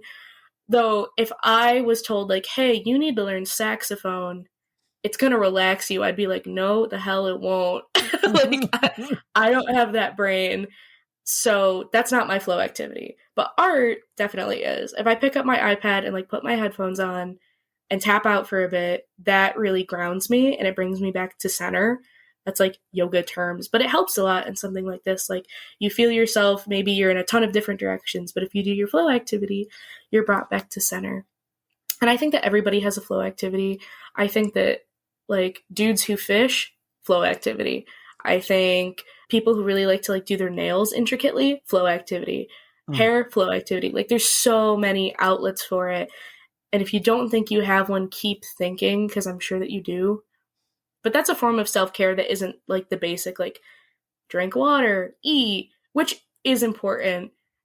There's a post, I swear to God, it has like Shadow the Hedgehog on it or something. And it's like, if you hate yourself, take a shower. If you hate everybody else, eat something. And if you don't know why, but you're just full of hate, take a nap. And I think about that all the time. And there's also one that says like, I also think it has a Sonic character. Somebody must be like churning these out, but they've done so much for the mental health community. One of them says, don't trust anything you feel about yourself after 9 p.m. That post has like saved my life so many times because it's like, oh, it's past 9 p.m. I shouldn't trust my brain and what it's saying right now. I should go to bed.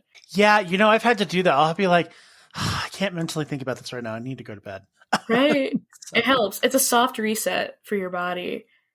So one thing that I do, would you call that a flow activity? A flow activity. So I do a couple of different flow activities. One is my hair. I love doing my hair. And your hair is fabulous. Thank you. So it shows. I mean, I've taken the time over the years to learn from hairstylists on what like the right steps are to bleaching, what proteins to add, what fillers to add, so to make sure you're not damaging your hair, knowing what products to put in, what color brands work, which ones don't. So I have like this dresser drawer just like right outside my recording room. And the first one is my medications. And then the second one, you pull it out and it's full of coloring product and all that. Oh, yes. I've got like Arctic Fox, Strawberry Leopard, Iro. This was the one that all my emo friends used in middle school, and that one was always my favorite. They have like really good colors. That was the one you had to go to Hot Topic to buy. Oh, there's Iro is a really good one. It's right up the lines with Strawberry Leopard. The cool thing is they're all vegan, and all the product that's used into it is it's natural, so it doesn't kill your hair. It doesn't do anything bad to it. What I really like about the two is that they smell like Fruity Pebbles. So when I put it in my hair, I want to eat. It smells so good. I want to eat it, but I don't. Actually, I did the other day, not by accident though. So I was trying to Strawberry Leopard. Like, okay, their hair care product is really cool because it conditions as it colors, and then when you rinse it out in cold, and then your hair is soft. But I bought a new line of their product called Neons, which sucks, by the way. Don't do it. Don't buy it. It's the worst investment ever. I threw them away because I'm like, I'm never going to use these again. Is it just dull? It's just like their version of a neon color is like pastel. I'm like, girl, come on. So you like to have to mix other colors into it, which I've started to dabble in color theory and creating new colors with the colors that I have, which is you're really like a mad scientist. Oh, I love it. But this new line, I've never had to do this before. They were like vacuum sealed, and so you have to like, how you have to peel off certain like lids. Yeah. Okay, so it was like one of those, but the tabs to peel off were so tiny that I couldn't get my nail under it, and I tried to like jab it with like a knife, but it wouldn't go through. And I'm like, all right, no. I'm gonna have to like open it up with my teeth. It must have been like pressurized or something because I go to like barely open it and it goes blurp like in my mouth and I'm like, oh no! I try to feel like it went in my mouth. It's like I ran to the bathroom like rinsed it out because I'm like, oh my god, it's gonna stain my teeth. It was so it didn't taste like Fruity Pebbles, is what you're saying? No, it was disgusting. It tasted like when conditioner runs down your face and into your mouth when you're rinsing it out. It's so gross. So, I mean, lesson learned. I mean, it's vegan. You can eat it, but I wouldn't recommend doing it. It's just so gross. I'd love to be on the furry compulsion to open things with your teeth because my friends are doing anything and I'm like, give that to me. Like, not do it. Right? Oh, gosh. So hair is one thing I do. Another thing I like to do is every once in a while, I like to go get a pedicure.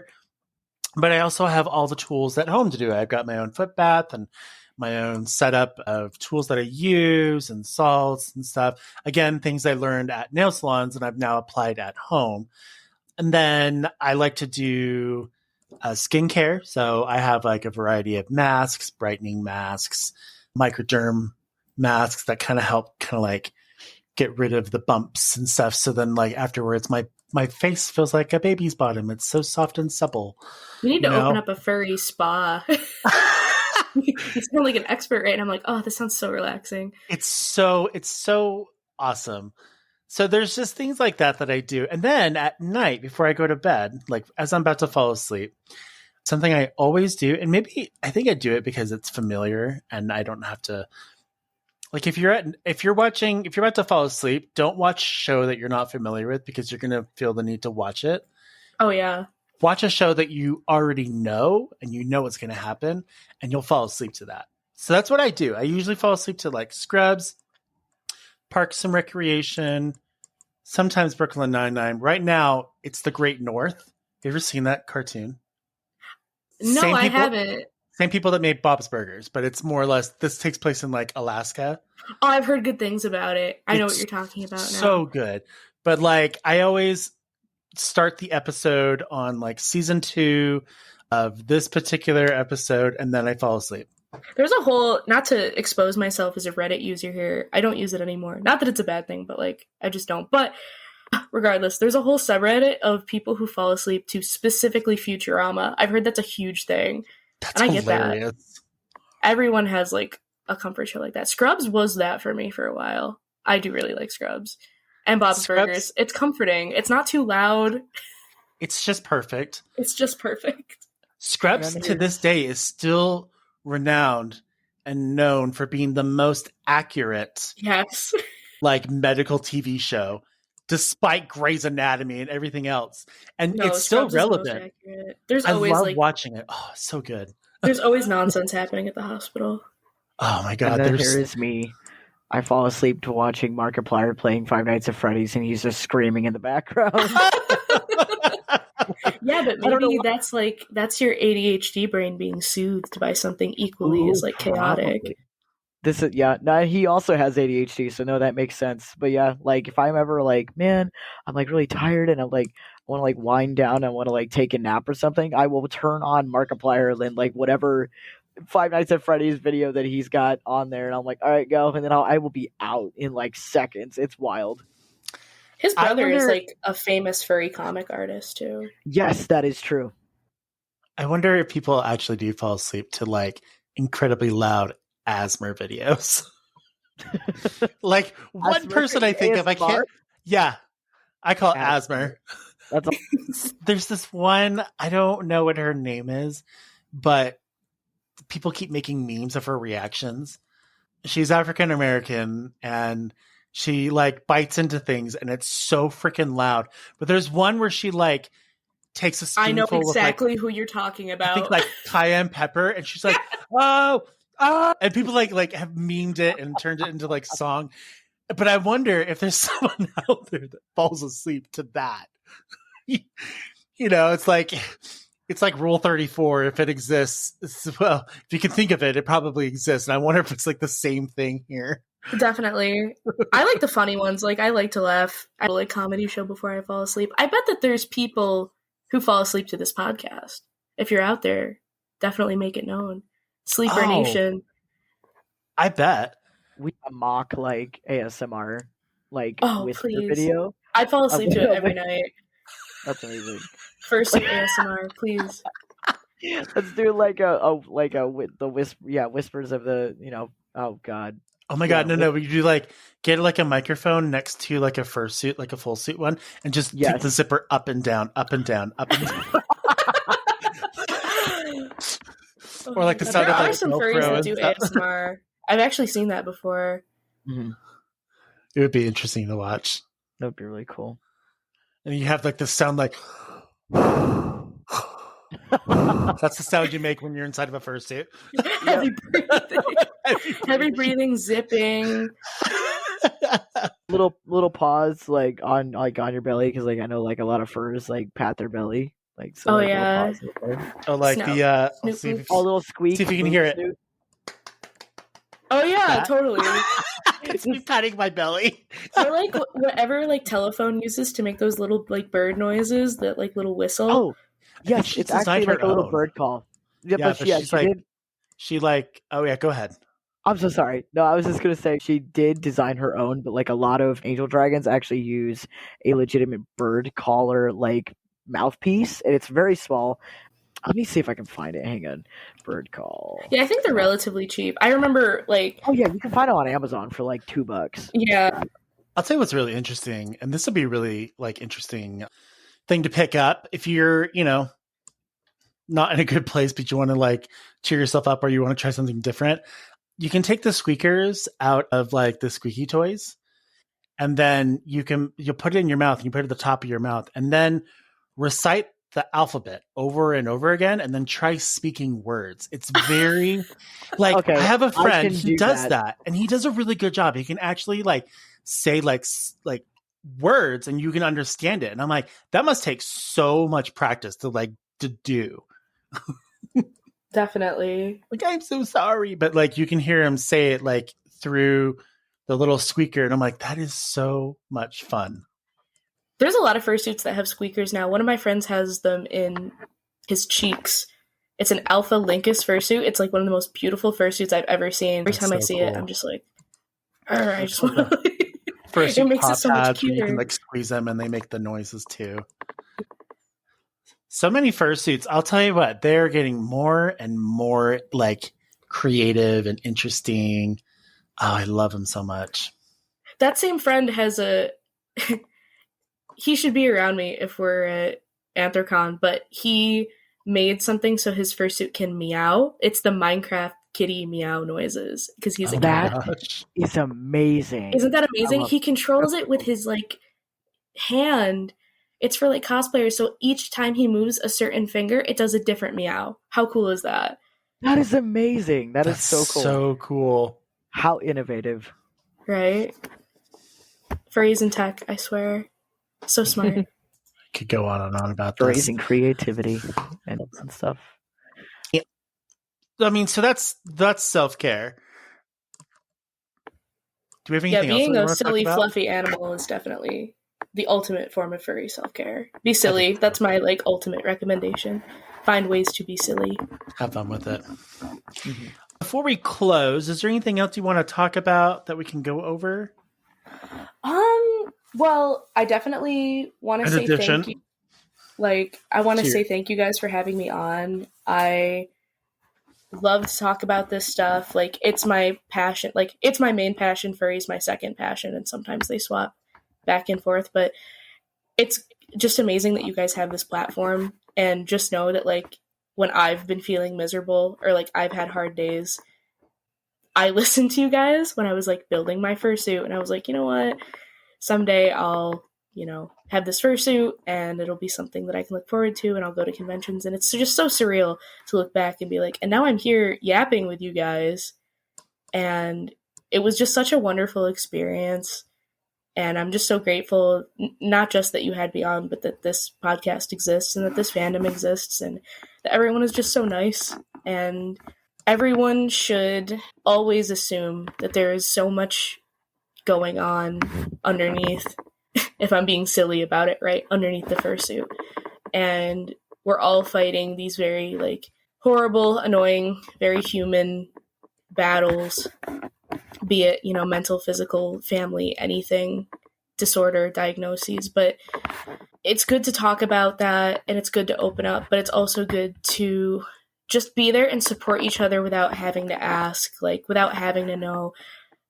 And it's not assume the worst in everybody's case, but it's just treat everybody with love and care and respect and send your friends art that they might like and tag them in pictures and be silly in your fursuit and make something that makes you happy and like take care of yourself and give this fandom all of the love that it gives back to you.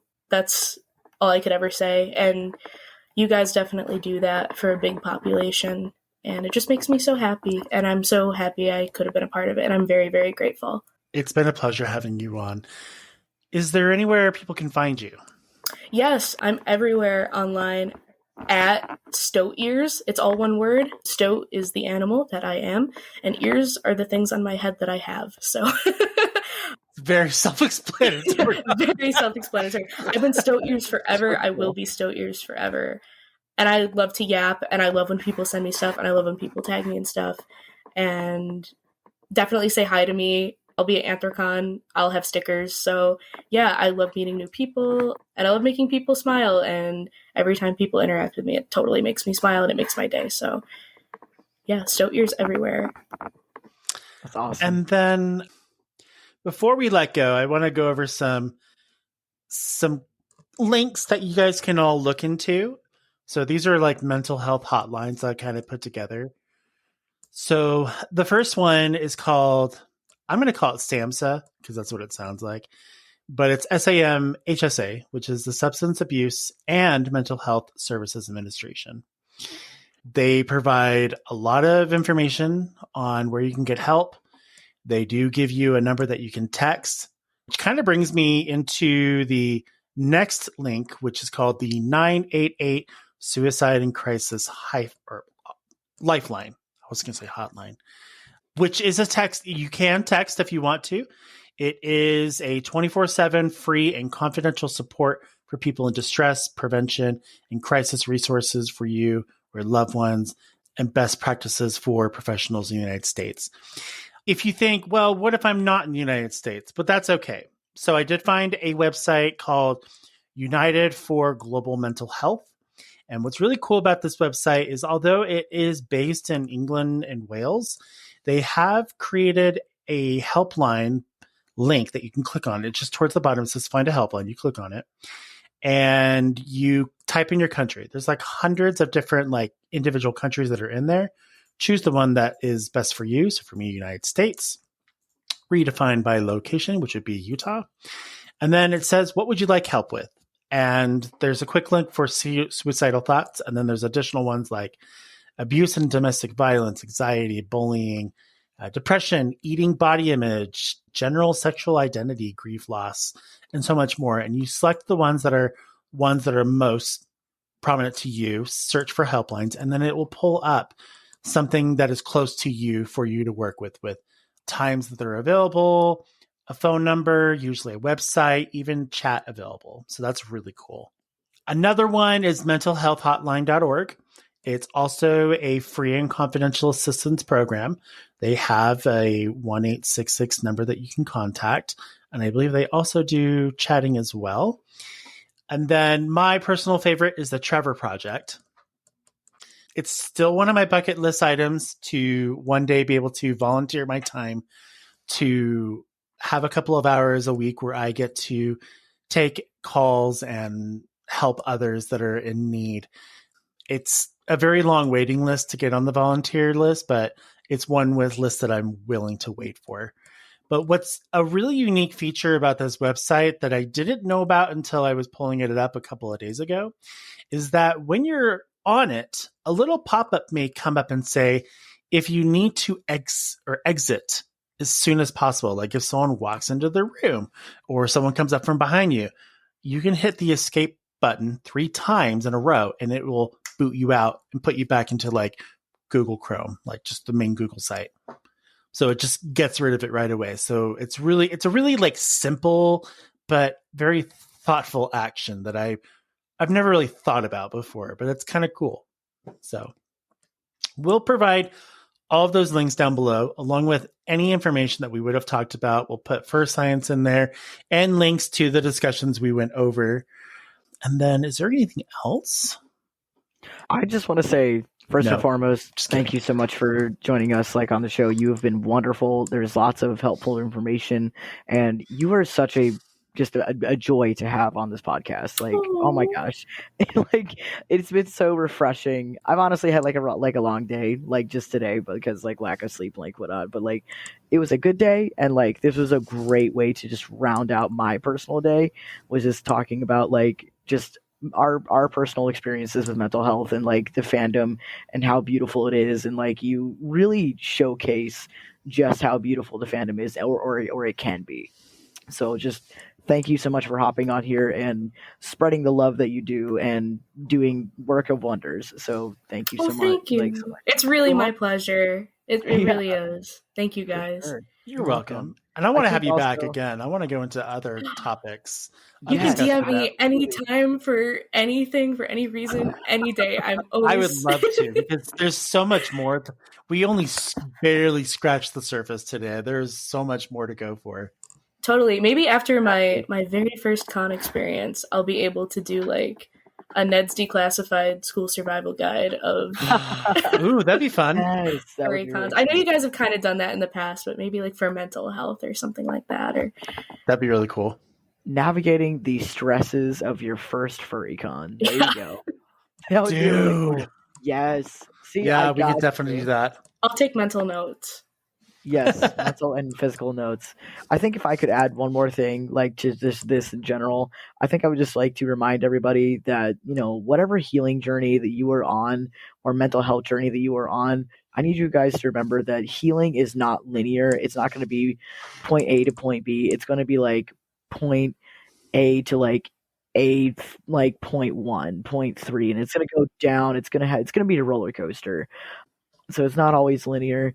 I think another one is to just always remember to be kind to yourself. No matter what you're going through, remember to like I said earlier, you're allowed to cry, you're allowed to be upset, you're allowed to be angry, you're allowed to express or vent, in any way that you can, as long as you're not hurting yourself or others, you're allowed to do all that. But just remember, you're not allowed to give up.